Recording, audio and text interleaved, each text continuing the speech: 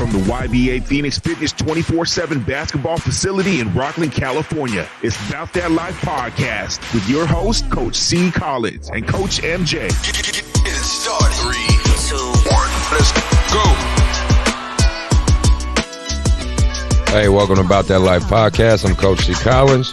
Normally Mark is here for Coach GGT, but unfortunately he couldn't make it today. He's got a couple things going on, taking care of the family and the kids. So, shout out to you, brother. I know you're out there working hard, man, doing your family thing. Once again, thank you for those who are tuning in and checking us out. If you're, following us on whatever audio platform, I appreciate you very much. If you're following us on YouTube, appreciate you very much. If you happen to be new here, hey, thanks for coming, checking us out a little bit. This podcast is About That Life podcast. It's designed to talk a little bit of AAU basketball life and everything in between. So much appreciated. If you are here and you're new here, maybe hit that subscribe and follow button, hit that like button, help us out with the algorithm. Appreciate it very much. If not, no worries. Just sit back, enjoy the show, and leave any comments or anything that you got left behind. So first, I want to give a shout out to my sponsors, Dr. Dish, best shooting machine on the market. Go ahead and check them out. They got the home version, the All-Star, the Rebel, for you young athletes out there trying to get your shot right. Obviously, with a guy like Steph Curry out there setting the tone, you might as well start putting your work in early. So go ahead and check them out. Tell them About That Life sent you. Also, if you're an AAU club program, if you're looking for shirts, sublimation, jerseys, any type of apparel, things that you need to get handled, check out West Coast Legends. Danae and Marcus will hook you up. All links to all this will be in the description. So, be ready to check us out. Go ahead and help us out. Help us out with the algorithm, man. We out here trying to grow, trying to do grow the program. One small click for you, big help to us. So, without further ado, I should say, let's get to our guest. This guest, me and him go way back. We went to high school together. He's very passionate about sports, much like myself. The difference is he works with all these different sports as opposed to where I just strictly work in my niche with basketball. But me and him always have kind of talked. He's always really supported me from afar and always been someone I've kind of been able to circle back with from time to time and just kind of connect with and bounce ideas off. And I try to be the same for him. And, of course, two Oakland kids growing up together and seeing the transition of the sports world to what it is today. I think he's a very good guest and relevant guest to bring up to the show. So we'll get into who he is, his accolades, what he's about. But let me introduce Nick Lozito. Thanks for being on the show, brother. Yeah, thanks for having me.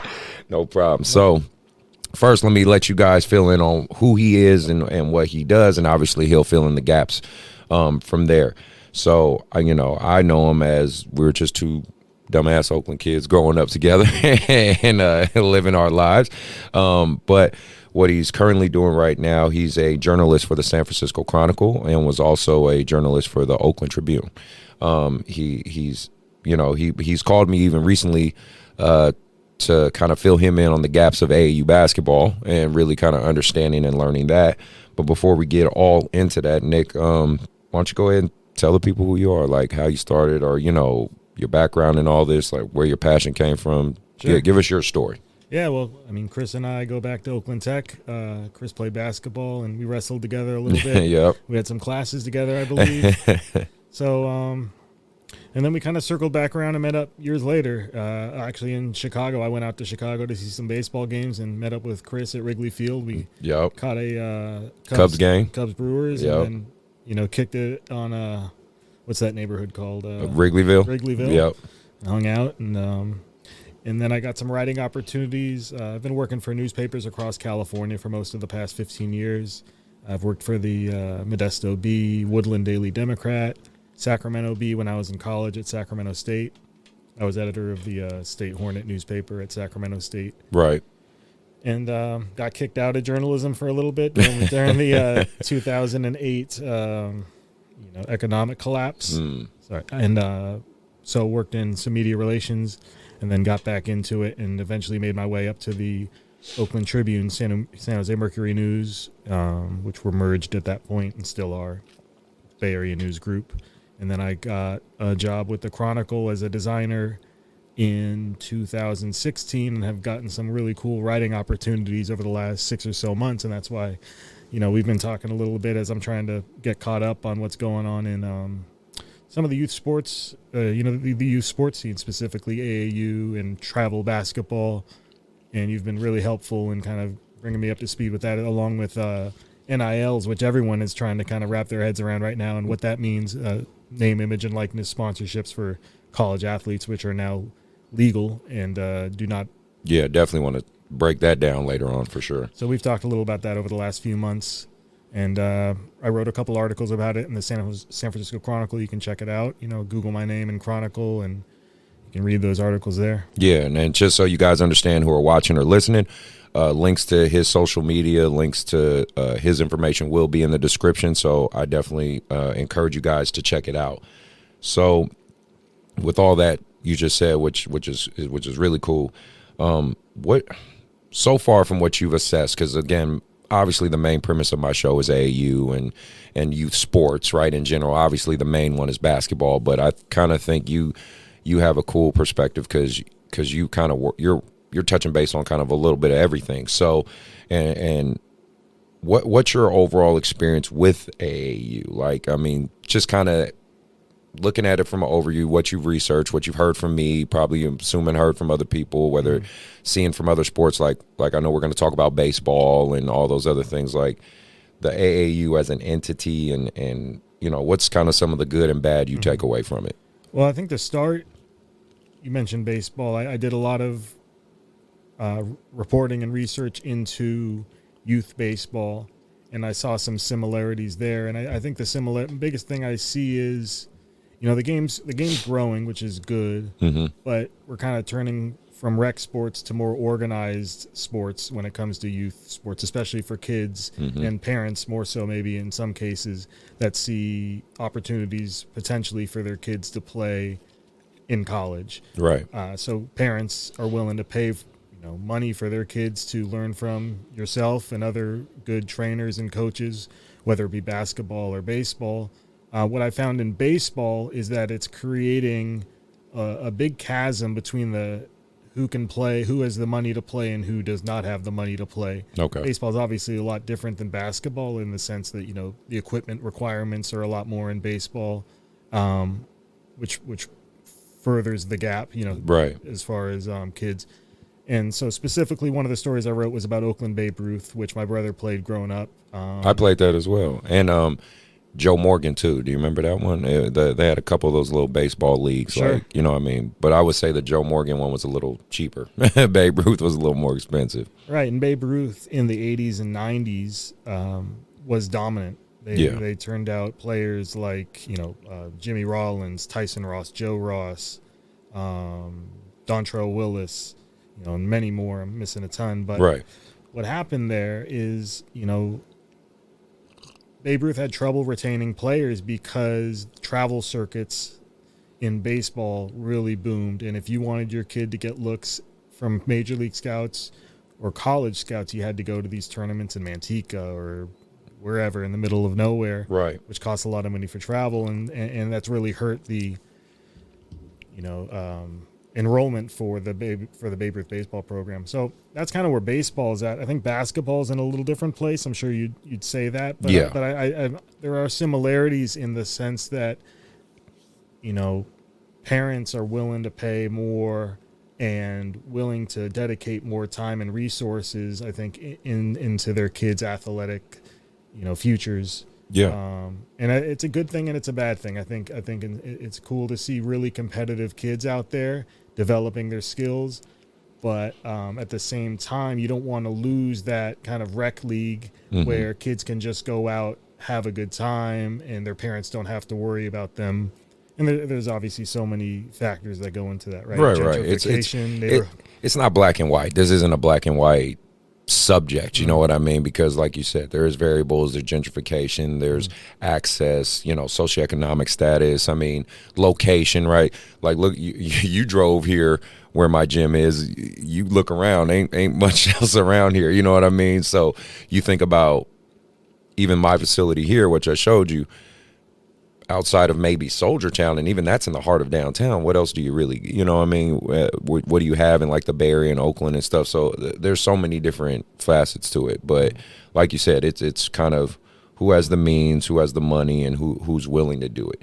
Do you think, in your opinion, there's an age where it's too young, like where it's getting a little out of hand? You know what I mean?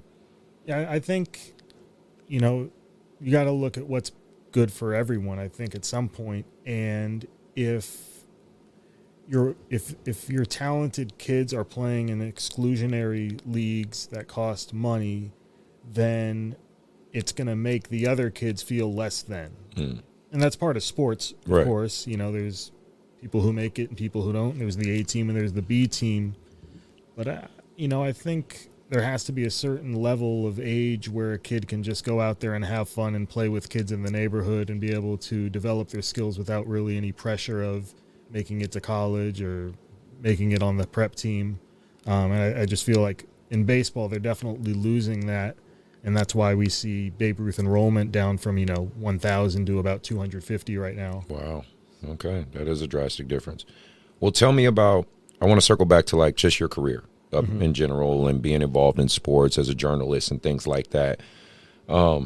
Watching the different eras in sports, because you can correct me if I'm wrong. I mean, so you're kind of keeping track of, at least when you're in the Bay or anything like that, you're kind of keeping track of a little bit of all of it, right? Like hockey, the San Jose Sharks, right? Or the Oakland Raiders, when we used to be the Oakland Raiders, and the A's and Warriors. All that, right? The Warriors, obviously. So you watch some of those transitions in those eras and the different style of plays, like you think about when we grew up with Run TMC and all that stuff to now to the Steph Curry era. I mean, those are two different styles of play. Is there any ones that were kind of your favorite? I mean, even for you as a kid growing up, or your favorite ones, or the ones that stand out to you a lot? Oh, yeah. Well, all the Warrior teams growing up, as bad as they were, always had something fun to watch. Right. I mean, we sucked at one point. We were pretty bad. But Latrell people still, we still had Spreewell. We grew up with Spreewell. We grew up with, when Muggsy Bogues came and played alongside Manute Bol. Chris Webb. We had him for a little while before he went to the Kings. Right. Yeah. But I always loved the point guards, being a smaller guy. I loved the fact that Muggsy and Manute played together was ridiculous. 5'3" and 7'7" on the same squad, and the fact that Manute may have been a better 3-point shooter than Muggsy too. Right. Vonteego, Cummings. I mean, all those guys that came through, they were just garbage. The teams were so bad, and to have and then to strike gold that one year when they beat the Mavericks was just that's the most fun I've ever had watching sports. To re-believe with the I was funny because I think you saw the episode when me and Webb were talking about that. We were talking about the re-believe era with Matt Barnes and Al Harrington and all that, and just the Don Nelson and that was the small ball, you know what I'm saying, era. So it was a lot of fun to watch. Yeah, Nelson really was one of the first coaches who wasn't afraid to play Al Harrington at center for 48 minutes. Yeah. And the Warriors are kind of doing a little bit of that now. I think a lot of people don't, because even speaking on that, a lot of people really don't credit to, because I mean, we play in you look at basketball currently, the small ball is pretty dominant. Now the Houston Rockets took it to an extreme when they did their super small ball. They had PJ Tucker as their center, but I'm just saying he was kind of one of the first innovators to say, screw it, go out there and shoot a shit ton of threes and layups and run and gun, and we're gonna go small and see what happens. Right. He seemed to be like a really good players coach. And that's why that We Believe team worked, because there were some nutballs on that team. I mean, when Baron Davis is holding the team together, that's like Steven Jackson and Matt Action Barnes. Jackson, Matt Barnes, Monte Ellis. I mean, what's their center name? Was it Beatrice? Biedrins, yeah. Yep, I'm telling you, man. Biedrins has the first assist he assisted the first Curry three-pointer. Really? I did not know that. Fun fact. Fun fact. I like that. Wiggins, I think, had the assist on the record breaker the other night. Well, yeah, and hold on, let me give a splash for Steph Curry. We definitely gonna get to the Splash Brother and later on in the show, but big shout out to him and what he's doing. So, what about in other sports? Like, what about with football or the A's or anything like that? Was there like things that? Well, just my fandom, like we were growing up, the Raiders were out of town, so I never knew the Raiders as the hometown team. So Right. I was a Niner fan up until Okay, fair enough. ironically till they won the Super Bowl. Right, they won the Right. Super Bowl in 94, 95. That was the Steve Young era. Steve Yeah, Young, that was Steve Young. That right? was Deion Sanders. Right, That was Tim right, McDonald. I mean, right. their whole defense was Yeah. loaded. Their offense was with Jerry Rice, Brent Jones, John Yep. Taylor, all those guys. Can't be mad at it. They I mean, yeah, they were pretty damn So they good. win the Super Bowl, and then the Raiders come back, I believe, the very next year. Yes. And I immediately just jumped to the Raiders because I was an Oakland guy. But it's weird, like, the Niners at that point were the most fun team I'd ever watched. Football-wise, yeah, for sure. Honestly, period, at that point, because, I mean, Deion, right? Yeah. Deion was Showtime. Deion at that point. Yeah, come on and, now. So then the Raiders come back. So then I latched onto the Raiders, who were pretty bad for a little while before they got Gruden and made a run there. Right. And then the A's. I've always been a big A's fan. So there were some dark years there. Then they get Giambi in the 2000s and kind of rebuild a little bit. And I think when we were younger, our era was like the Jose Canseco. What Henderson was there at the time too, right? Yeah, Ricky bounced Yeah, back and forth everywhere, but he was in and out of the A's. Yeah, so that was kind of our youth era. Yeah, Ricky was definitely, and Ricky's an Oakland Tech guy. Right, yeah. That's an amazing story right there. Exactly. I think he was born in born in the back of a car. Yeah, on Christmas no, Day. Ricky Henderson. Yeah, people, if you get a chance, he's an Oakland legend. Check out Ricky Henderson. Didn't he have the record for most steal bases? Or no, he was one of the top guys though. I could have swore he's got the record for stolen bases, and nobody's ever going to come close to it. Yeah, that's what I thought. Talk about records that nobody's going to catch. Curry, Ricky Henderson. I mean, somebody put up a graphic the other day when Curry broke that record. I mean, think about the great records in sports. Bonds has home runs. Yeah. Bay Area. Actually, Bay Area born too. So Right. guy. You're right. Ricky Henderson, greatest stolen base guy, and now Curry, Warrior, greatest 3-point record. Hey, man. He's on fire. Thank you. So, show love to these Bay Area guys, man. They holding it down for our teams. But the fact that Ricky played at Oakland Tech was really cool, and then to play for his hometown team. And there's so many stories of that, especially with the A's with Dave Stewart as well. Very cool. So then, I want to talk about more kind of your career and what you're doing and how you're how you manage it, because not only is there such a huge shift in just the eras in sports, but the era of technology, right? Technology and the way it's innovative. I mean, look, I have a show. I have a show on YouTube. You know what I mean? Who would have ever thought, right? But it's like, for your line of work, do you feel like you always got to kind of keep up and stay innovative and think of different ways to keep maneuvering and keep going? Sure. Well, I'm a print designer first, or I have been at least for the last 15 years. And as we know, print newspapers are, sad to say, they're dying. They're going away. Right. Everything's digital now, right? Everything's digital now. So, yeah, I'm having to kind of rethink what my skill sets are and how they apply to the future. And that's one of the reasons why I'm excited to come up here and kind of see what you're doing here. I don't know any of this stuff. I've never been on a podcast like this before. This is honestly really impressive. I see the studio on video, and then you come in here. It's more impressive in person. And, thanks, man. I appreciate that. You're doing good work here, and it's a good product, and I'm happy to be part of it. But yeah, I think it's a changing industry. I'm happy the fact that I have writing skills, and I'm really trying to work on those, which is kind of one of the reasons why I asked my bosses to give me some writing clips. Okay. Because I'm going to have to branch out beyond just, designing print newspapers. So I want to utilize those writing skills and tell stories of Oakland athletes, and I've been able to do that, whether it's Oakland Babe Ruth and the story of their struggles to keep black participation up during a time when black participation at the major league level is also seeing a big decline. There were 18% black players in 1987-ish. Yeah. And we're at about 7 or 8% this year. Really? So I did not know that. It's over a 50% drop or whatever. Wow. Okay. So that was a fun story to tell. I talked with Alexis Gray Lawson, who was a really good girls basketball player at Oakland Tech right after us. She went to Cal and played in the WNBA for a couple seasons, and she's doing kind of similar to what you're doing, just building an AAU program down there. So I talked with her a little bit about her program, just kind of trying to learn the ropes of this AAU. And I'm kind of hesitant to say AAU because she's not an AAU program. She's a travel ball program. So it's travel ball. And it's an interesting part of the sport, basketball specifically, just because there's such a big, we think about NBA and we know about the fact that there's people playing in Europe, but we don't realize that there's this big industry, whether it's baseball or basketball, They have football, volleyball. I mean, everybody has it at this point because football is like 7-on-7. That's their thing. And volleyball, they have at AAU seasons. I mean, but I would say, baseball and basketball, I think, are the two biggest entities as far as I know right now. Yeah, so it's cool to talk to Alexis and yourself and kind of learn the ropes and work to tell those stories because, I think a lot of times those stories get a little bit lost in the media landscape. We focus so much on Steph Curry and, the major sports.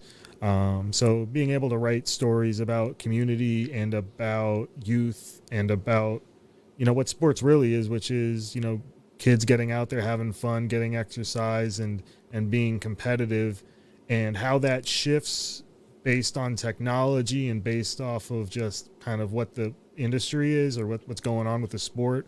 We talked a little about baseball a minute ago, about the trend towards more travel ball and less rec leagues. And it's interesting, those dynamic changes, and trying to just tell those stories. I think a lot of it, too, comes from, people are competitive by nature. I mean, athletes are competitive, and parents obviously want to try to foster that, too. But I also think kind of because this era is such a, microwave era, now, I mean, they're always trying to find a way to speed the process up. And I always have to kind of tell my parents and kids, you got apps that can swipe, you want to date, you can swipe right or left, right? You want to download something, you can download it, whatever the case may be. But there is no app to be amazing at a sport. You know what I'm saying? There's no quick way to make yourself talented at something. You got to really just put in the work and do some long, you got to invest thousands of hours and do the tedious things. And I think that just is very contrary to the day and age we're living in. I mean, we're very fortunate to be able to have things like Uber Eats. If I'm hungry, I can download an app or someone will literally bring me my food. But at the same time, sports doesn't work that same way. Right. You know what I mean? Sports gets real at one point. And for me, it was honestly growing up in Oakland, especially with basketball, but baseball too. I played YMCA basketball up until I was maybe 10. Mm-hmm. And I was all right. Yeah. Learning how to dribble, learning how to shoot. I remember hitting a big three and all that. Right. But when I branched out, quite honestly, to the boys and girls clubs, that 11-12 area. Yeah. I knew that wasn't for me. Yeah, that shit is real. I went up to North. I don't know. I can't even remember. I was so young. I went up to North Oakland. It may have been Bushrod or something like that. Yeah. And I was on. I can't even remember what team I was on. Bushrod's a legendary park in Oakland, in case people wonder. And man, they ran us all out of the gym because I think I was representing actually the YMCA, the downtown. Right. Which was a pretty good diverse group of kids, but I think they were maybe a little more affluent and probably hadn't seen some of the challenging court games that the kids in North Oakland had grown up on and learned from their brothers. I mean, I was playing across the street with neighborhood kids. I never even really played full court.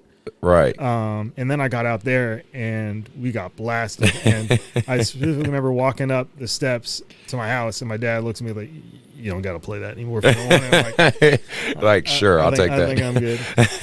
And the same awakening happened in baseball too. I grew up. My brother played Babe Ruth, Oakland Babe Ruth, and that was the king of Oakland Little League. Like I said, they won 7 out of 8 national championships. Yeah. No, the Babe Ruth League was legit, straight up. But I played North Oakland Little League, which again was the more affluent, more white kids and less talented. To be quite honest, I mean there were some talented kids there, but overall, it was just a less talented league. And one year, my brother played in a summer league, and they needed a ringer for his team, so they brought me in, being a year or two older than my brother. Right. And I just got absolutely lit up by these Babe Ruth kids. Right. And again, just eye-opening. Like, damn, when you really open up the market to all the talent out there, and you're playing the best kids from every neighborhood in Oakland, there's a lot of great competition out there. Yes. And that's honestly what led me to writing, because once I got to college, I wrestled and I played football my senior year. Yeah.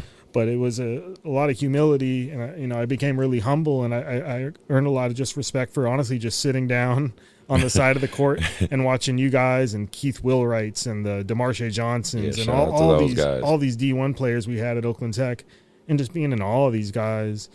And I think in a way, and obviously Marshawn Lynch, right? We saw Marshawn arguably and Josh, one of the greatest, maybe the most exciting running back of our generation. Honestly, I know like we're biased and all that, but of course.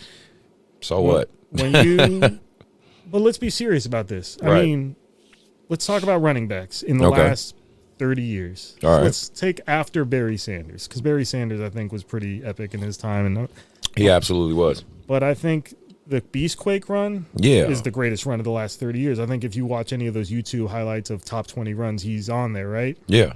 And then he's put the yards on top of that. I think he's around 10,000 yards. He's in there with other Hall of Famers as far as just pure stats. But I think those highlights and the type of running style he had puts him at that level where I think you could at least make a case. I definitely think you can make a Hall of Fame case. Mm-hmm. He's kind of been compared with Frank Gore, where Frank Gore has a little more stats, but Marshawn has a little more of he has a Super Bowl ring, right? Right. And then he has a Super Bowl ring that he lost because they didn't give him the ball. They didn't give him the ball. I know, right? What player in any sport can say that? Right. Not too many. We didn't win a championship just because they didn't give me the rock. Well, and then they gave him, and then he had the charisma. He had the media pull on top of everything else. He was a polarizing figure, so that helps as well. Yeah. Good, bad, or indifferent. So watching those guys in basketball and football, and Alexis on the girls' side when she was playing before she went to college. Yeah. It's just inspiring to be, and I knew it was something that I wanted to stay in touch with, and I knew it wasn't obviously going to be as a participant, but then I go to Sac State and, get to really sink my teeth into journalism and kind of build those clips and get the reps. It's all about reps, right? Right. Whether you're playing hoops or you're writing about hoops or whatever, you just got to get the reps in. So college was a good place for that. Nice, and perfect your craft. So that's really cool. Well, so then let's talk about, with this era, in this era now it's like people want to read memes before they read anything else, right? There's alternate facts and don't trust media and blah, blah, blah. Let's cut away from all that. What I'm saying is what I think is pretty fascinating, and I was curious of your perspective. So, you have like the Stephen A. Smiths and Shannon Sharps, and, they have their daily segments and their Twitter feeds and all that. It seems back when we grew up, it was like this huge gap between a pro athlete and us. It's just like an average everyday kid or whatever. But it seems in this era that gap is so close now. Like I think I saw something recently where Skip Bayless said something and then Kevin Durant put him on blast. You know what I mean? Or like said something back to I'm just saying, remember those. Kevin Durant, he will literally say things to normal people. You talk shit about him on Instagram or Twitter, he'll talk, seeing things like that in this era. Do you think pro athletes should respond to some of this, or should maybe people just ease the fuck off? You know what I mean? Because what I see is these are some of the same criticisms like my pops or any of the old guys at the barbershop would say. It's just now they can actually say it on a platform that this person, because someone will say like, Chris Mullins sucks, like he's fucking terrible, but now you can actually tag Chris Mullin on Instagram and tell him he sucks, and then potentially even get a response. You know what I mean? Well, take Chris Mullin out of that equation and throw Latrell Sprewell in. What's Latrell doing if some I know, right? I know, right? This dude was out there choking coaches and didn't feel bad about it either. So it's like now you could tag Latrell Sprewell as a normal everyday dude in Oakland, and Latrell Sprewell might show up to your motherfucking, might show up to where you at and fuck you up. You know what I'm saying? Like he'll get out of his car, fuck you up, and by the time he gets back to his car, his wheels are still exactly still. So that's what I'm saying. It's such a different era. I was just curious on your perspective of it. Do you think maybe some fans need to ease the hell off, or maybe just some of the athletes need to get a little thicker skin? I don't know. I think athletes definitely have more power, right? Mm-hmm. Obviously now, they're more vulnerable because of social media, but they're also extremely more powerful because of it. Right. We see what Naomi Osaka did at the U.S. Yeah. And, skipping tournaments and all, or not talking to the media. Right. And then was it Simone Biles at the Olympics? Yeah, It's last year, taking a mental break. You could take even Kyrie with all that, and we'll get into all that more, but I'm just saying you could see some of that stuff. Sure, yeah. Athletes have more power now, and they're more vulnerable now, too, I think, just because of the access that fans and the media have to them. They need to be a little more wise about what they say and where they say it and how they say it.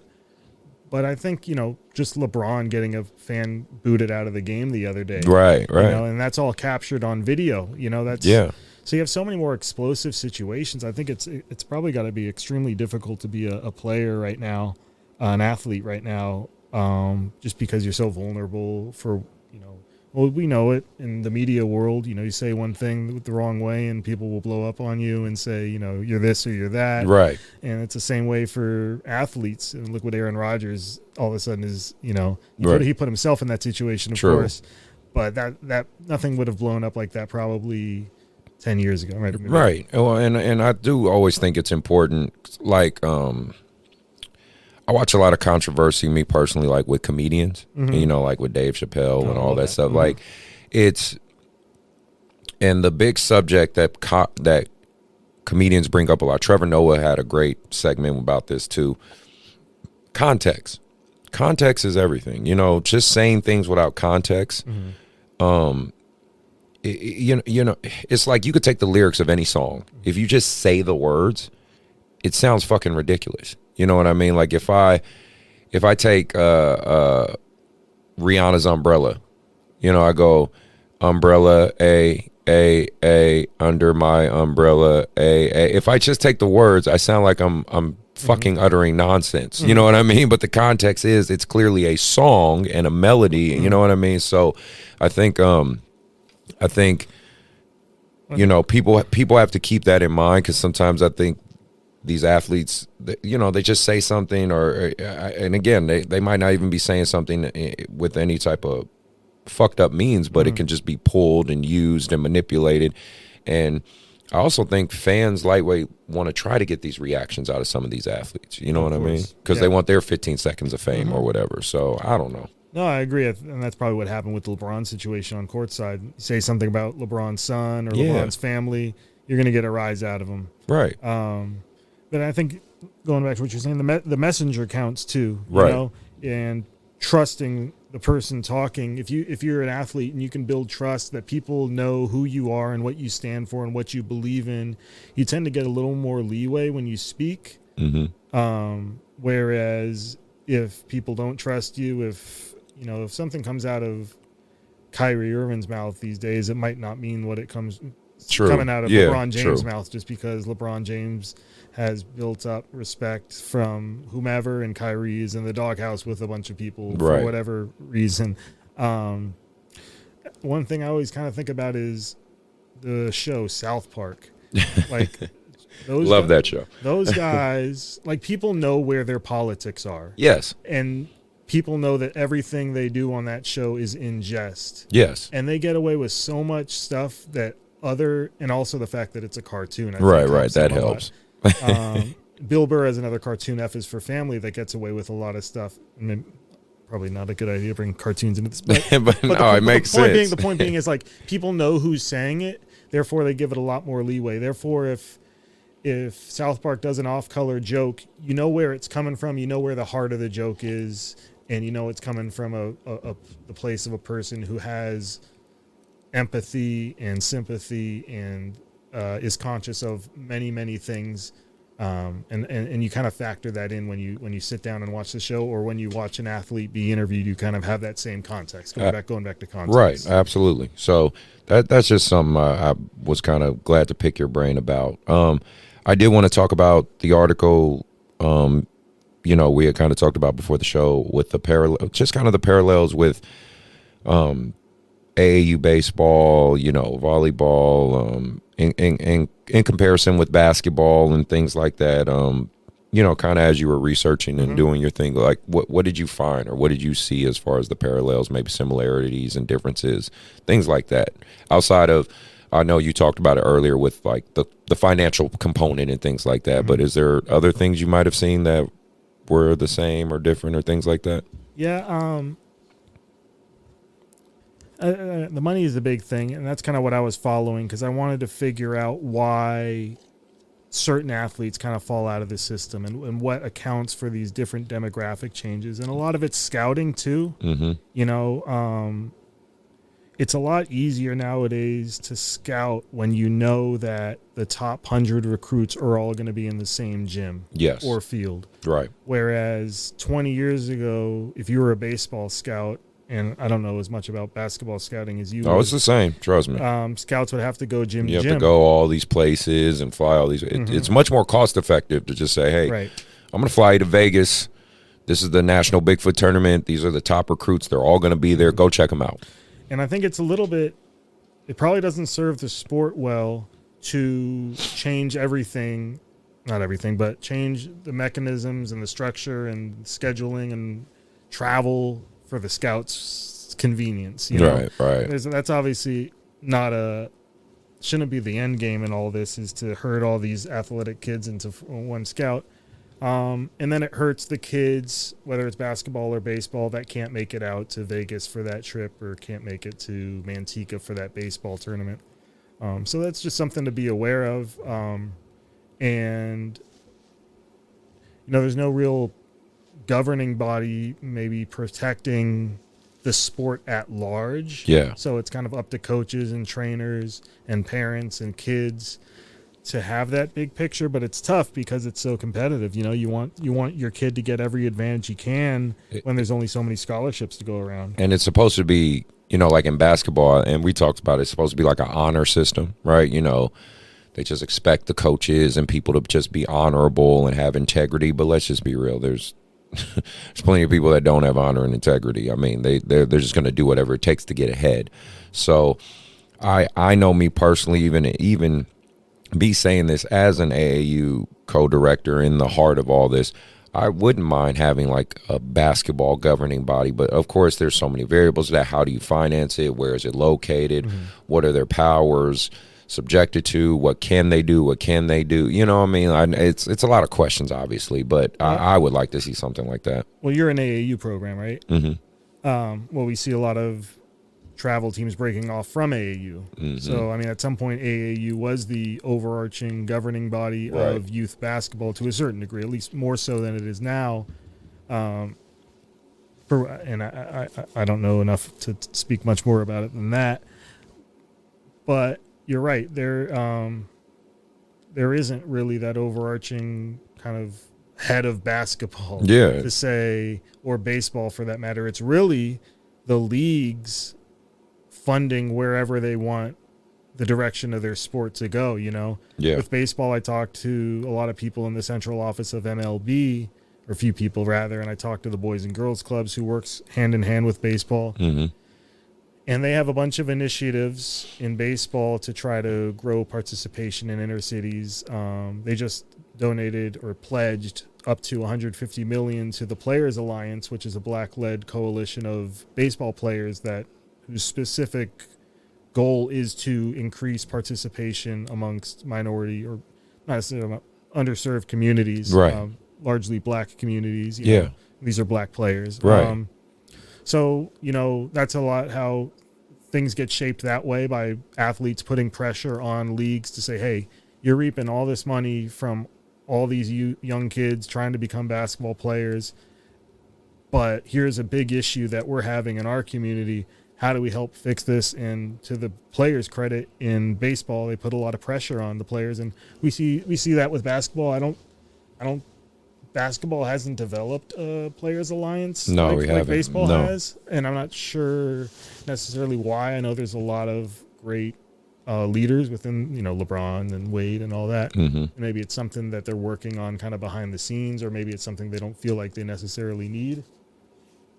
But it'd be interesting to see if, players could gain a little more leverage and help kind of shape the future of basketball when it comes to youth sports, and kind of ensuring that, every kid can get the opportunity to at least get seen and get that opportunity to develop his or her skills without the parents feeling like they need to, get a second job or whatnot. Right. No, you bring up a really cool point, man. That's really cool. You bring up a really great point with that. So, no, definitely food for thought on that one.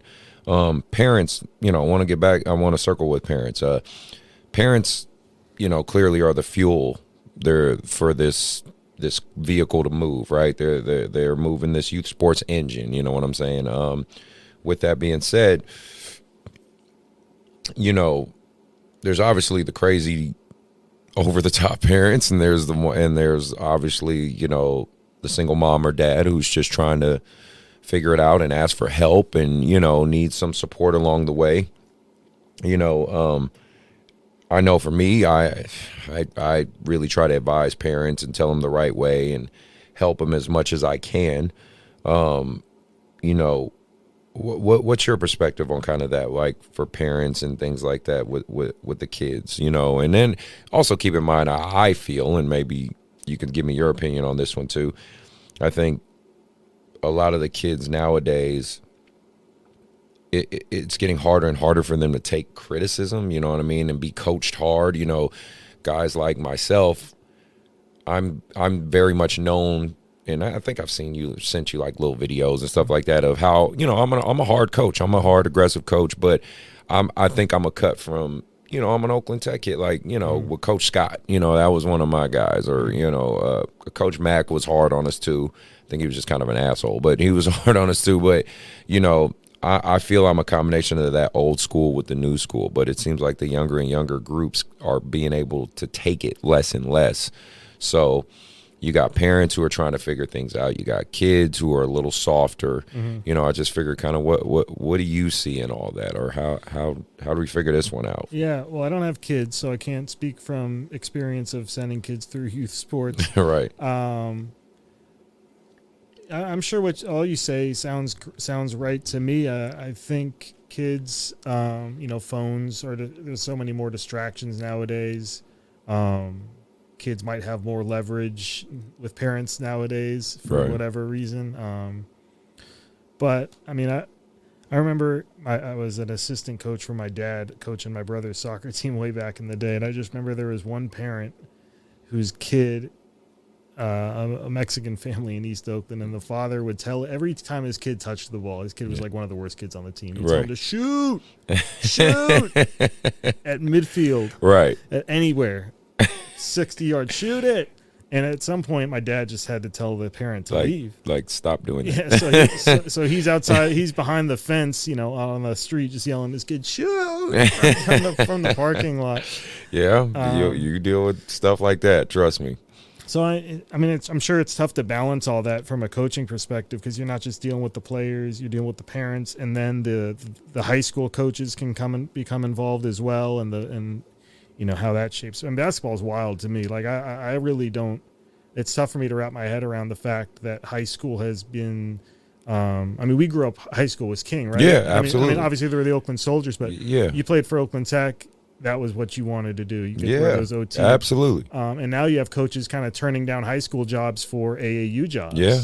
And the transfer of power has kind of, you know, Division I coaches are going to AAU coaches now, and they're following the AAU circuit. So, yeah, I mean, a lot's changed, and maybe the kids have a little more power because of that. I don't know. What do you think? Because, you know, I can say, well, I'm going to focus on my AAU team, so screw you, coach. Or I'm going to focus on my high school team, screw you, AAU coach. Right. You know, maybe it gives the kids a little more power. I think so. The biggest thing, the biggest thing that upsets me is more. These kids want Steph Curry results without putting Steph Curry work in. That's what makes me upset. It's like, you guys get more advantage, more technological advantage for athletics than any generation, period, before you. You know what I mean? You got cryo chambers that are like $10 to do, and when cryo chambers in Jordan's era were like these exclusive things that only the elitists get to go to. You know what I mean? You have sports medicine and science advancing at numerous rates. You have literally YouTube where you can type in ball handling drills, and a million fucking videos will pop up. You could type in shot form drills, and guess what? The kids will type in, you know, ball is life, you know, highlights. Right. So you have access, but you don't take it. Speaking of highlights, now we have social media and Instagram, and I'm seeing a trend, and you know, you're in on it too. Right. Is, you know, some practices are turning into highlight reels where you have 2 or 3 people with video cameras following the action up and down the court, and it's basically just run fast breaks back and forth. Yeah. And we're going to get your best clips on here, and we're going to boil them down to, your 5 best plays, and we're going to make a YouTube video out of it. Instead of teaching basketball. Right. But for some of these travel teams, whether they be AAU or not, some of these teams are only meeting 3 or 4 times a year for practice. Yeah. And if your entire practice for those 3 or 4 times is just running up and down the court, trying to build clips for you to promote your program, yes, you're not developing a good team. You're developing a good highlight reel for your players to then showcase to colleges, which makes sense to a certain degree. But in the end, you're not developing the fundamentals that you should, and I'm sure that's having a big impact on the game. We talked about Steph Curry. Absolutely. People again, that Steph Curry wasn't born with the gifts you would say a basketball player needs. You know what I mean? He's 6'2", 6'3" ish. $150, $160. I mean, he wasn't just a super gifted specimen, but he just had a work ethic that clearly was completely abnormal. Like Will Smith says, you're not going to outwork me, right? And then he applied it and beat the hell out of his craft to the point that obviously we see in the end result that he's the greatest shooter ever to exist. But I'm sure, like me, and we'll watch later we'll talk a little about Draymond Green, I think. Yeah. There's so much, specifically to the Warriors, there's so much other things to look at and be in awe of besides Steph Curry shooting. I mean, some of these screens they're running are just ridiculous. Yes, absolutely. Curry coming off of 2 guys screening for him, he cuts back the naked screen they're doing now. Right. The screener has the ball, fakes the screen, and then just has a wide open lane to the basket. It's amazing. I don't see much of that being run on those AAU highlights I find on Instagram. Because again, give credit to Steve Kerr and that staff, and a good portion of it too is they're not. One thing I will say when it comes to AAU basketball, there's a lot of people with the title of coach, but obviously, in my opinion, there's not a lot of coaches, you know what I mean, that are actually teaching basketball. That's how come, like I sent you the link with my little documentary series I'm trying to throw together. I want people to see that process. I have a little 4th, 5th grade team that I'm going to try to grow together and keep them together and I want people to see this is how it works. This is how it looks like to manage an AAU program and actually coach your kids and coach them up. So, we'll see how it plays out, but I just was curious on your take of kind of that stuff. But yeah, if the future of basketball is the offense that we see the Warriors running, talking about screens and all that, then the future is awesome. Right, I agree. If the future is a bunch of kids wanting to chuck up 35-foot jumpers, and I'm not interested in basketball for the next 20 years. For real. Well, I do love that the defense is now brought back again too, so now we can play defense. So and you can play defense and you get to run the break. Yes, exactly. Well, my last question for you before we move on to the other topics, do you got any future plans or any things you want to get out there? Hey, the mic's yours, some things you want to throw out there? I have a Substack. I always forget the Substack.nicklozito.com. And I have a couple free articles on there that I wrote, actually golf articles, but historical pieces, and one specifically about an Oakland, a golf pro from Oakland, or he moved to Oakland, named Lucius Bateman, who was born in the South, is black, and was barred from playing in the PGA Tour because of his race up until 1961. Jesus. Is when the PGA finally let him in. Yes. Desegregated. Right, 14 years after Jackie Robinson. So Lucius Bateman couldn't play at the highest level of the game, so he taught golf at Airway Fairways driving range right near the Oakland airport. Wow. Which doesn't exist anymore, just a little rinky-dink range. And he was actually the maintenance man there. But he also taught lessons on the side, and one of the people he taught there was a Portuguese kid named Tony Lima, who went on to win the British Open, biggest tournament in golf. Yeah. So the story is about Lucius Bateman, who was denied being able to play on his own, and ends up teaching one of the great golfers of all time probably because he wasn't able to play himself. So I have that article on my Substack, and another article about a true crime story about a kidnapping and robbery of a golf tournament in 1969 in the Bay Area. Okay. Yeah, there's some fun stuff there. So those are free articles that you can get on my Substack, and there's the Chronicle articles as well. As far as stuff I'm working on, I'd love to write more about Oakland sports. We're talking here about Oakland basketball. I really haven't jumped into that yet. Yeah. And there's some projects I think that would be really cool, with my experience, growing up watching you guys and kind of following the game over the years. I'd like to touch base with a lot of you included, people who've seen it all and kind of, tell the story about Oakland hoops over the last 20, 25 years. Okay. No, that sounds really good, man.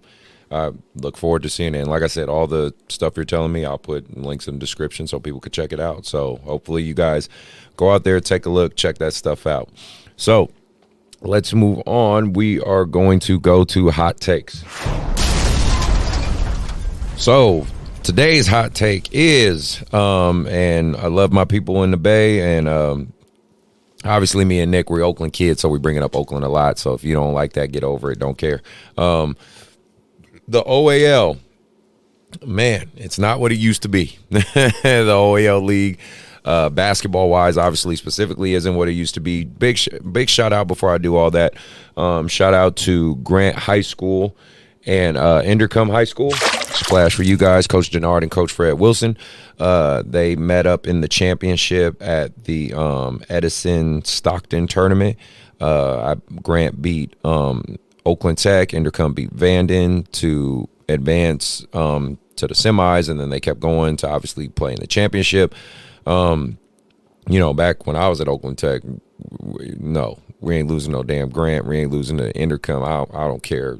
Y'all can be bothered by that. My high school team would have whooped the shit out of all y'all. But either way, no, there is this big shift. I'm seeing a lot of Sacramento schools, and again, it's not a bias. I'm just telling you what the records and things are reflecting. A lot of these Sacramento schools and things are beating a lot of the OAL and public schools that traditionally, when we grew up, would never beat the OAL. But again, the OAL isn't what it used to be. Where do you see this, or why do you see this happening? Right off the top of my head, I see two things. One, we grew up in the era of the 6 OAL schools, right? And if you were from Oakland, you were probably going to one of those schools. And if you wanted to play elite basketball, you were probably going to one of those schools. Yes. There were St. Joe's, Bishop O'Dowd had good squads. Now you have a lot more charter schools coming into it. And through gentrification, there's just the crop of basketball talent within Oakland is spread it's gotten more vastly right over many different areas. A lot of parents have single parents that live in other areas, so they might live in Oakland but attend high school elsewhere, across the state for that matter. Yeah. And then I think the other thing is, and it ties into that, is kids are moving out of the area. I worked in Modesto. I worked in Modesto from 2006 to 2009, and probably the best basketball player I saw during that time was Kiwi Gardner, who is an Oakland guy. Yeah. And his brother or maybe cousin was also a really good basketball player. I can't remember his name. He also played, I think, at Series High. Cool. But he was the best basketball player in the area. Yeah. And he was an Oakland guy who's, I'm assuming his parents couldn't afford Oakland. Yeah, rent. Oakland's expensive. and moved out to Manteca, and he was just an absolute ball-handling wizard. And he went on to play for Santa Cruz and had the G League team. Yeah. Probably didn't get any NBA looks. He was like 5'8", 5'9", but had ridiculous handles and would have been one of the most captivating players in the OAL. Right, absolutely.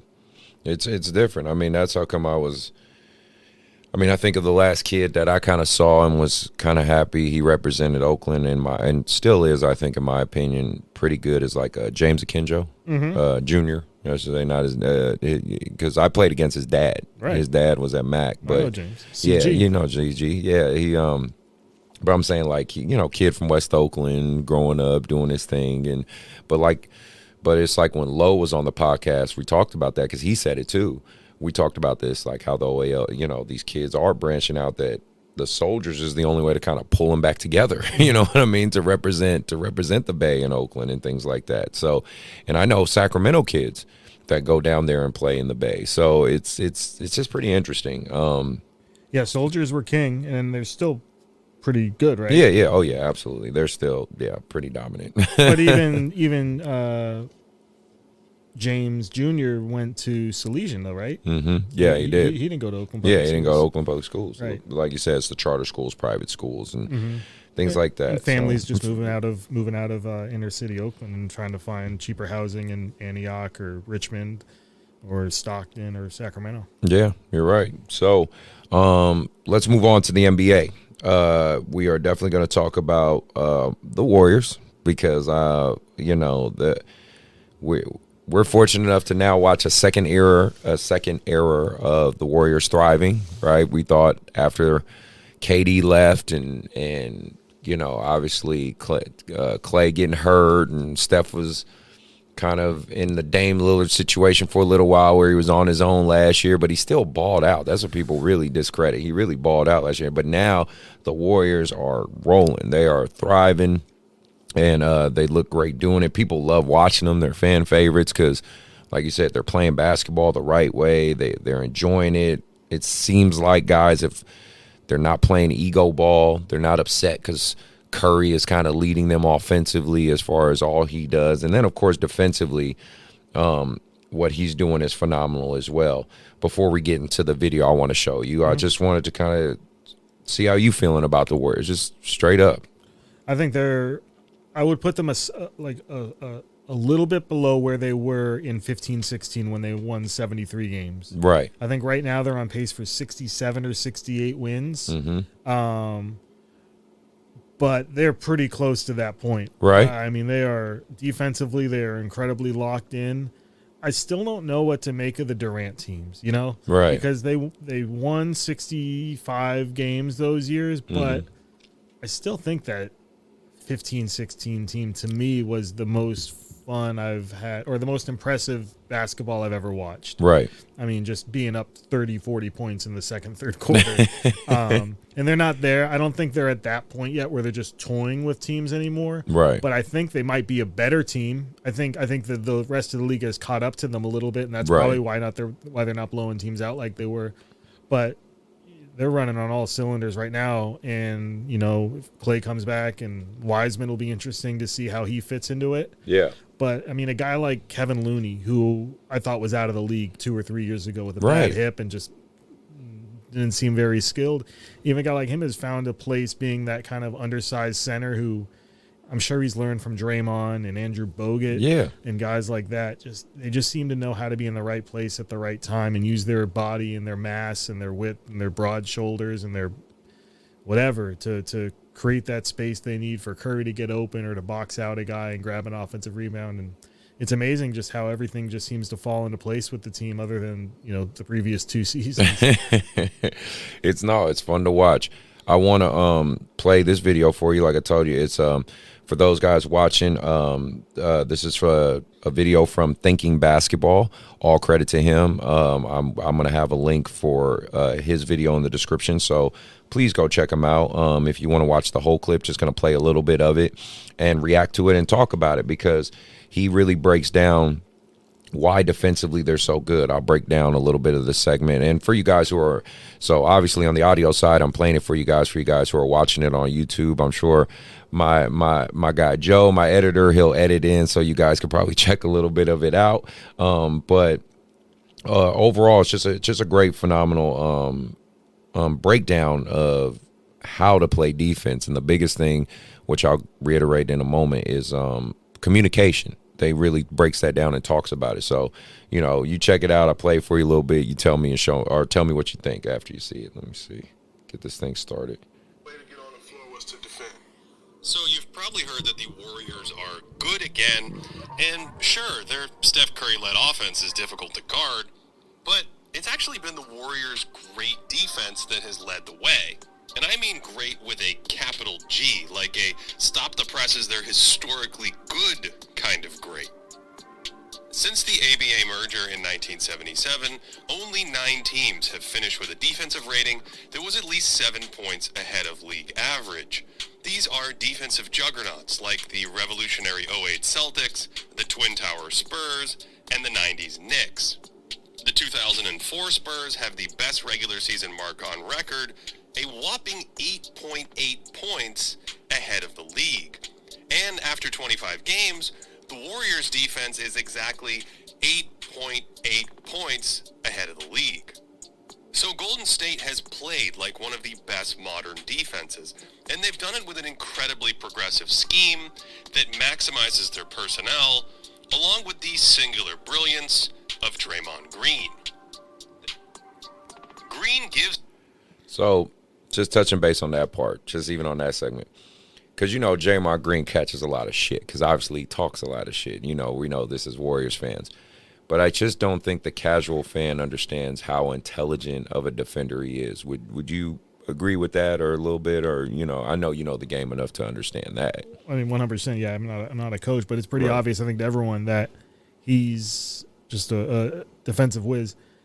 One thing I'm a little curious about is I'm interested to know how you would do. I mean, I think we saw a little glimpse of it too in the previous 2 years. How he would do on another team. Yeah. And of that's course, not to knock him at all. Right. But I think a lot of what makes the Warriors great is the culture. Talking about Kevon Looney. Yeah. And how he's kind of developed some of those similar traits as Draymond Green. And I'm sure Draymond Green. I loved watching Bogut early on just because he had a broken leg at one point in his career, and he was just hobbling, but he always seemed to hobble into the right place. You know what I'm saying? He did. And he was a little overweight, but he always seemed to use that weight to his advantage, and finding ways to nudge a guy out of the blocks, if a rebound's coming through. And those little things seem to have just been getting passed down from player to player in the Warriors. And you see it in Looney, you see it in Draymond. Draymond's, ridiculous. And there's much more to Draymond than what Looney can do. He can bring the ball up. He can run the offense. He has a 7'1" wingspan. People don't realize that, too. He has really long arms, so that helps, too. So, no, I just curious on your side. Well, break down a little bit more. I think that before Draymond's career is done, it would be nice to see him get some real MVP consideration. Right. I think he deserves that. And, the MVP kind of gets passed around to whomever people think it's their time. Yes, it's not necessarily who's having the best year. And at some point, Draymond will definitely get Hall of Fame consideration. But I think one of these years, it'll probably take one or two sports writers to kind of start speaking up for Draymond and saying, like, hey, we need to start talking about this guy. Forget about the stats for a year. It's kind of – I think we'll see that. I think of as similar is kind of like a Rodman deal. Because Rodman with the Bulls was such a pivotal piece. Outside of just, yes, he was an amazing rebounder, clearly. Greatest but – he was just such the perfect piece they needed to elevate, Scottie and Jordan and move pieces in the right spot. And he was an undersized power forward. I mean, he came into the league as a shooting guard and left as a power forward. I mean, it wasn't like he got taller while he was in the NBA. So that just shows to the innovation, you know what I mean, of someone like a Draymond. And the fact that Draymond literally, like, refused to shoot last year. Yeah. We talk about it in a different way with Ben Simmons from a negative standpoint. Right. And some people have criticized Draymond about it, but when you forget about shooting the basketball, I got to imagine it can open up your mind to all the other components of the game. Kind of like if you close your eyes, then your hearing becomes a little bit better, they say. Or your touch or whatever, your other senses. I got to imagine not shooting the ball, even if it may have cost them at times, it probably helps his overall game because he can focus on seeing the full court and seeing what's going on in different areas. Absolutely. And he's not the only one. Iguodala's done consciously, it seems, stop shooting the ball, and they know the comfort of having Steph Curry is knowing that there's always going to be offense. Yes. Yes. And there's zero pressure on you to initiate that offense. Now, if the clock's ticking down and the ball's in Draymond Green's hands and he's been passing it the last 82 games and the game's on the line, maybe you regret that decision. Right. We'll see how it plays out. I'm going to, I'll play some more real quick. Gives them a kind of flexibility most teams can only dream of. He's able to lock down wing players on the ball, so guards can't expose him when he switches onto them. Here he's guarding Damian Lillard, gets screened, and he's agile enough to slide in front of Dame's drive, then peels off Lillard onto another guard and just takes his lunch money. Yet, he can also switch onto a 290-pound 7-footer in the post and use his 7'1" wingspan to rip him too. He's off Lillard and back on a center here, and this time it's a pick and roll, so Draymond drops back, recognizes that the on-ball defender is picked off, so he closes hard and blocks the jumper. Most players in the world can't guard 4 or 5 positions that well, fly around the perimeter, or succeed in every kind of pick and roll coverage, and yet Green's most important skill is probably protecting the paint. Among 21st century defensive savants, only Kevin Garnett can match Draymond's ability to sniff out threats and then materialize in the lane with a kind of basketball spidey sense. Here's a quintessential Green play. Over here minding his business, but he's ready to pounce when the ball handler springs free and then instantly recovers to the ball and nearly blocks the 7-foot DeAndre Ayton with a perfect vertical contest. At 6'6", Green's awareness and defensive IQ make up for his lack of size. He's playing center here and sniffs out the ball, but the moment he sees that Andrew Wiggins doesn't need help, he looks elsewhere, and because Draymond recognizes a dangerous Seth Curry, he steps up hard to take away any three. So he can play the perimeter, protect the paint, stick point guards, centers, or big wings like Kevin Durant, and he's basically a coach on the floor, the ultimate weapon for a forward-thinking defense that Steve Kerr and his staff have created.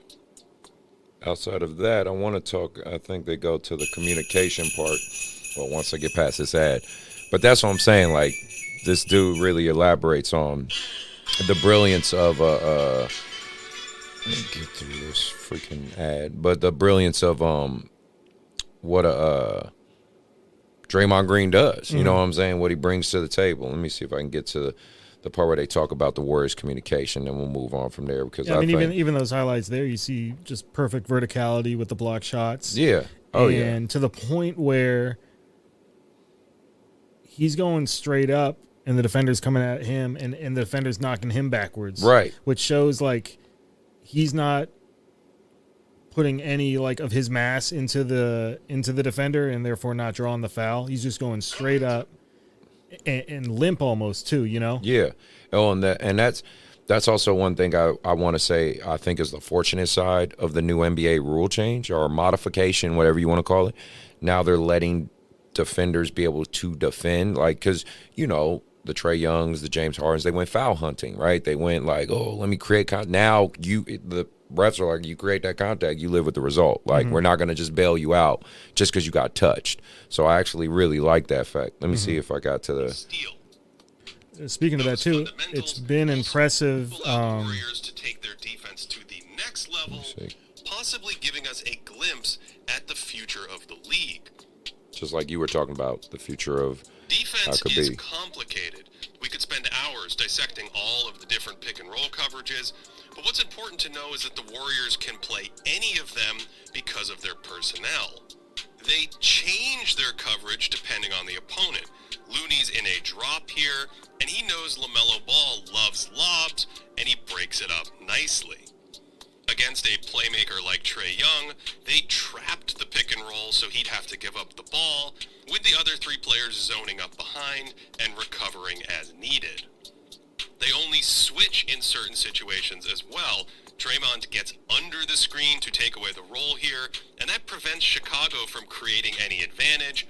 And while we've seen Golden State switch a few times now, they also pre-switch, and that just neutralizes screens like this and leaves Draymond behind the play where he's at his best. And sure enough, he tags Gary Trent coming across the lane, chases him into Curry's zone for another switch, and then instead of worrying about Steph's man, he makes a beeline for the basket, and that is the stuff of legend, ladies and gentlemen.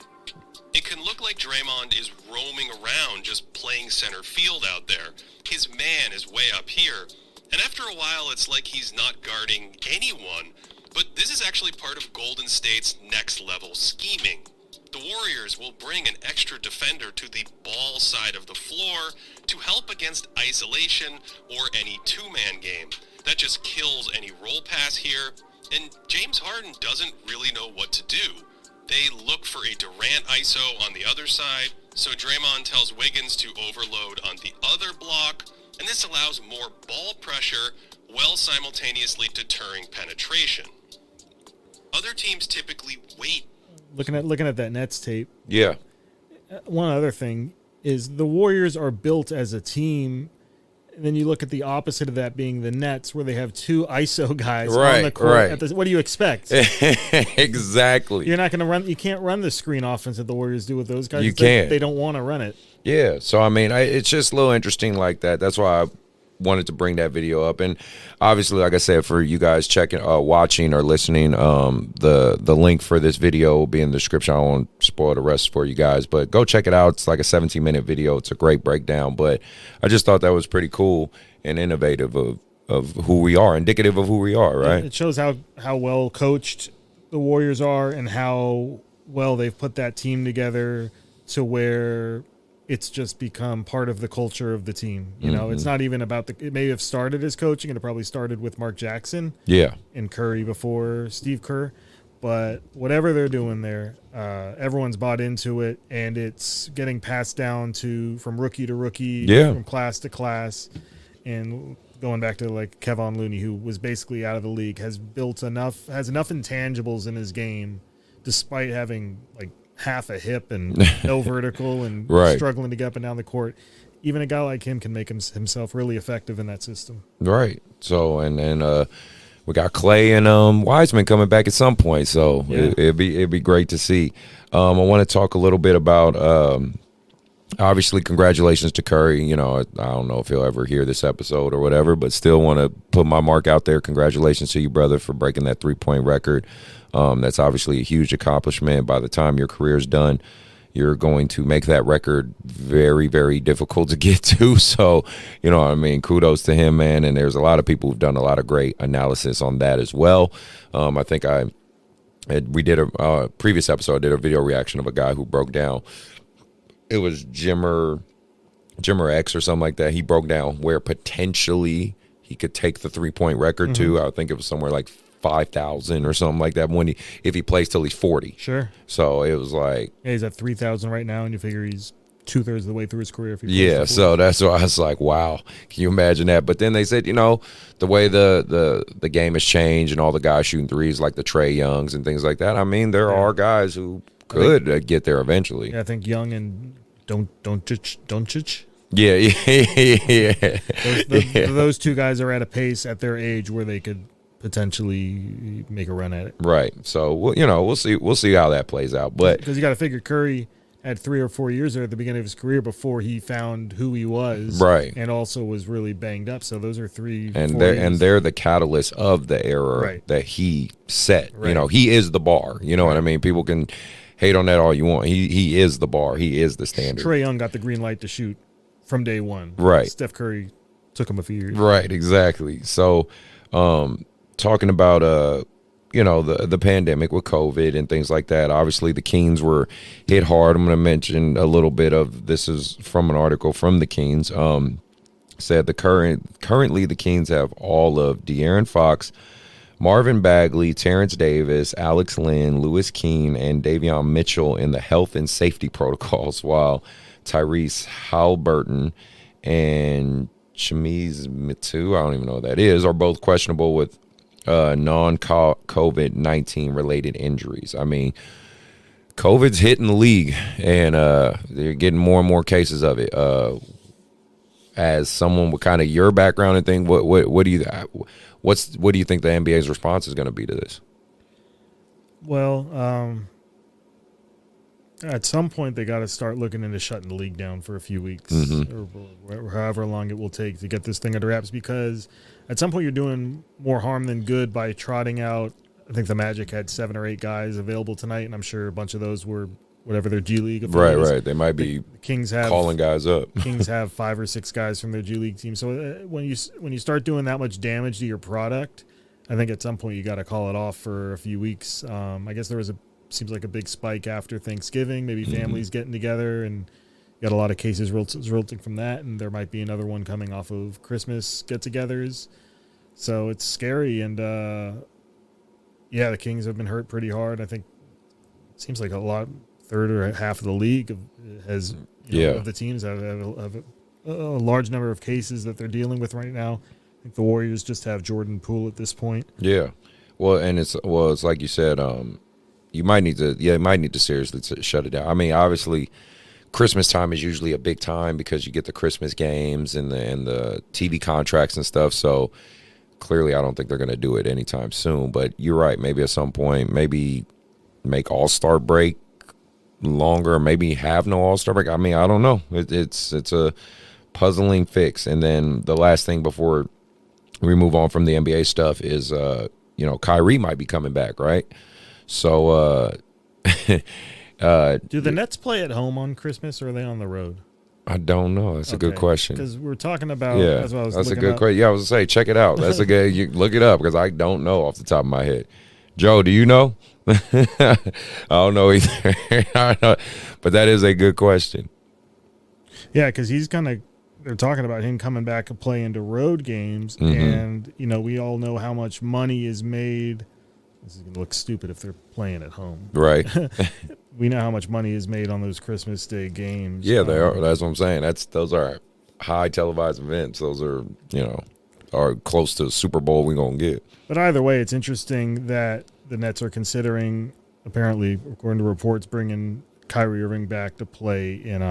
Especially when they were like he's suspended indefinitely and all this stuff. Right. It seems curious time to be willing to bring him on when there's so many new cases coming out.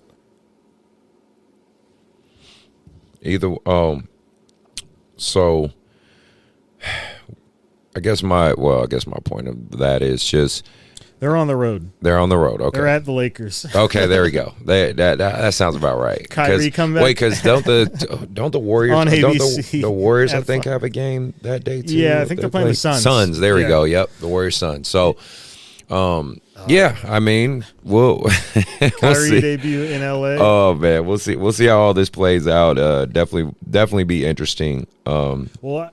He probably wouldn't pass California laws. Right. Yeah, that's true. I'm sure we're still on LA has shutdown. A vaccine mandate for large gatherings, and that's why Andrew Wiggins wouldn't have been able to play. So maybe Christmas night won't be. We'll see how it plays out. I mean, Joe brought up a good fact too that I thought was pretty interesting before the show. I want to bring that up. He was saying, like, he talked about the parallel with Iverson of how he, basically didn't care about practice and was just like, dude, are we seriously talking about practice? What if Kyrie comes back and he's balling, right? Like, he just comes out of control and he's balling. It shows that practice isn't as necessary, right? Remember we were talking about that, how interesting that would be. Right, but going back to what we were talking about a couple minutes ago, do you need to practice for the Nets offense? I mean, isn't it? You got Kyrie, right? You got Durant, and you got Harden. Basically, you got Durant bringing it up. You got Kyrie on the far left, and you got Harden on the far right. And one of those guys is going to play ISO ball. So I don't know how much. If you were going to jump into the Warriors offense, it might be a different thing. Yeah, true. But jumping into the Nets offense where you just, especially Kyrie's game where he's just taking people off the dribble. Yeah, and you're just playing basketball essentially. Because I don't know. I was thinking about Steve Nash as a coach. It's hard for me to gauge if he's a good or a bad coach. You know what I mean? I don't is he just there? Like Steve Kerr, he did have to deal with the remnants of we got rid of Mark Jackson but Steve Kerr proved, no, I'm an actual coach. Mm-hmm. Like, you know what I mean? And let me make this clear for guys who are listening, for kids, families who are listening, or people who are watching. For the professional level, it's not. There is X's and O's. Don't get me wrong. Like what the Warriors is doing is a system. The Bulls, if you want to stop circling back, the Bulls is what they're doing as a system. There are for the Celtics. Why am I not thinking of the coach's name? Donovan. Stevens is gone.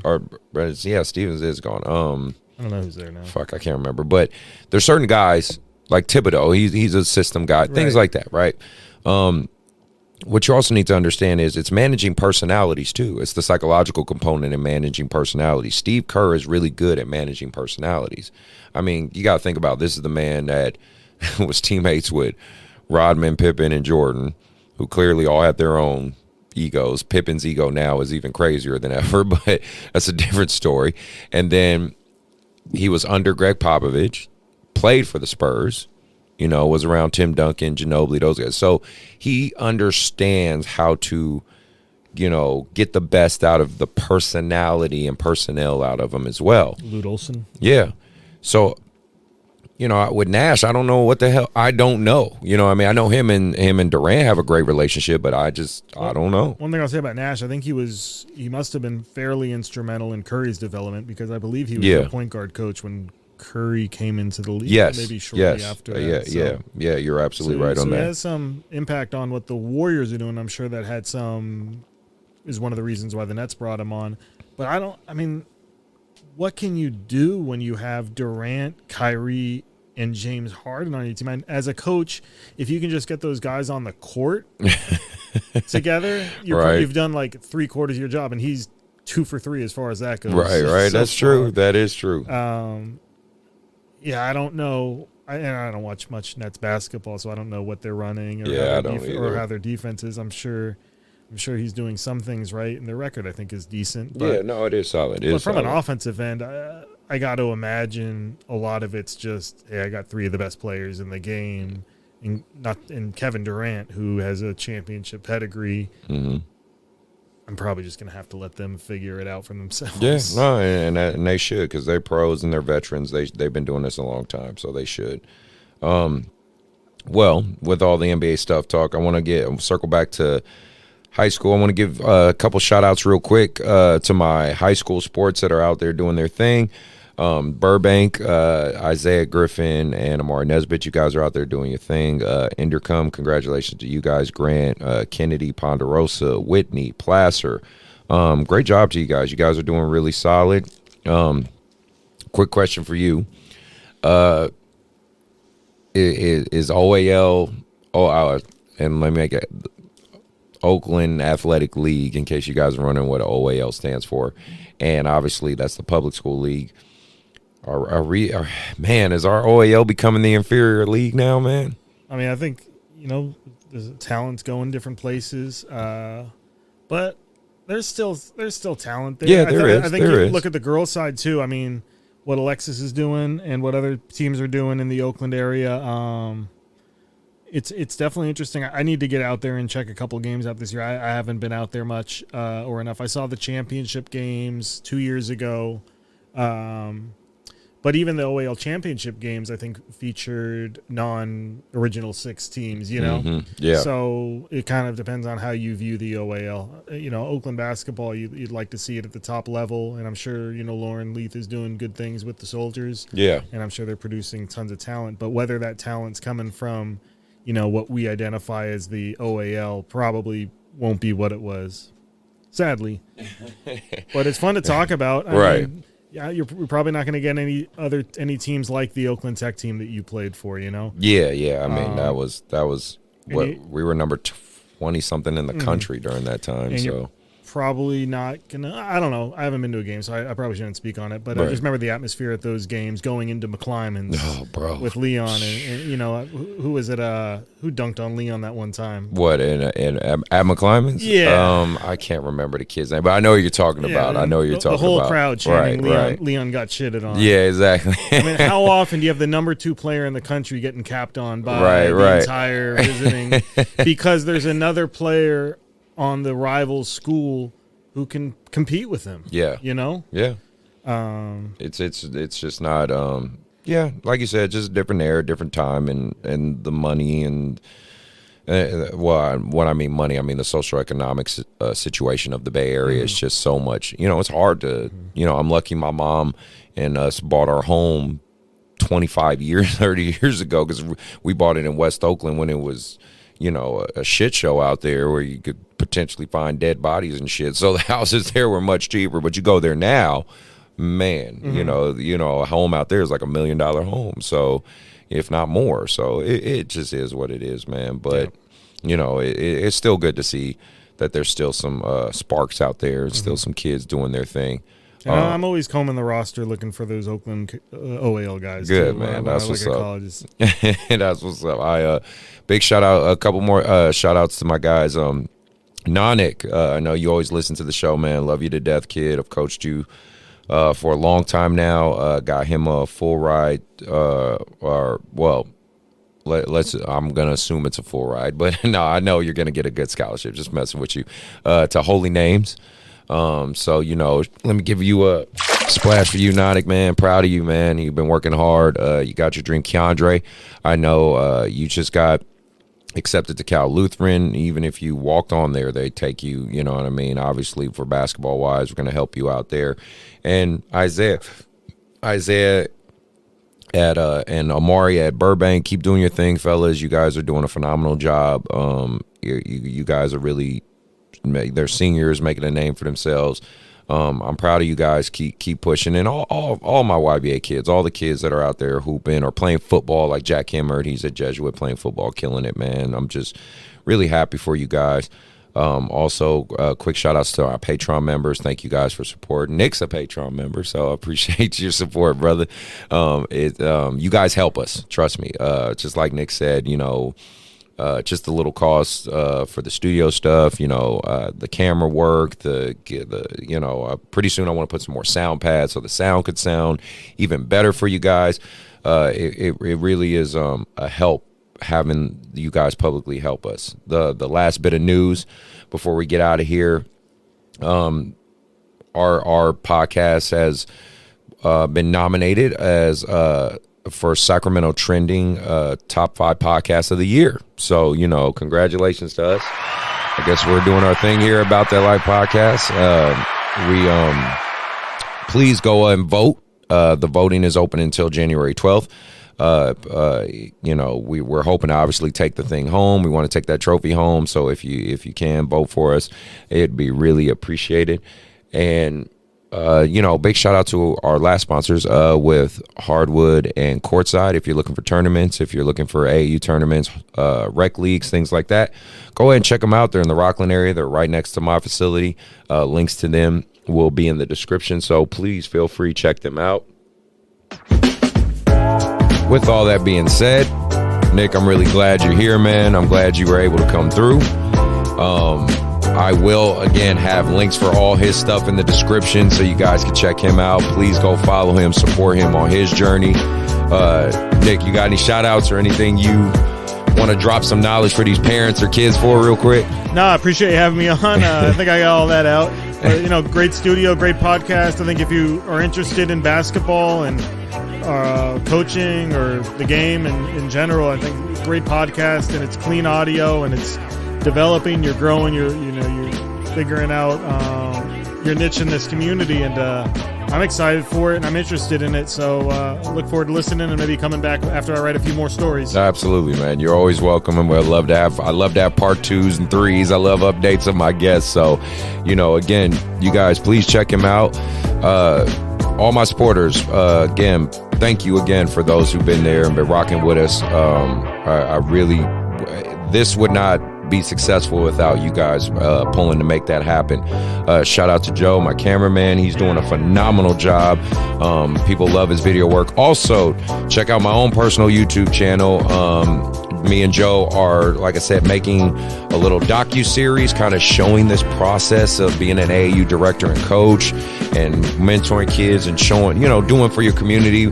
He's going to be around me, him and Shelly. Shout out to Shelly. They're going to be following me around to some of these travel events and talking to me. I really want you guys to see the process of what makes all this happen, because we just got an Under Armour contract, so that's a really big deal. But again, you know, please support. Appreciate you guys following, subscribing. If you made it to the end, congratulations. I appreciate you on that one too. Everybody be safe. Remember, COVID's a thing, so protect yourself from it, and we are out.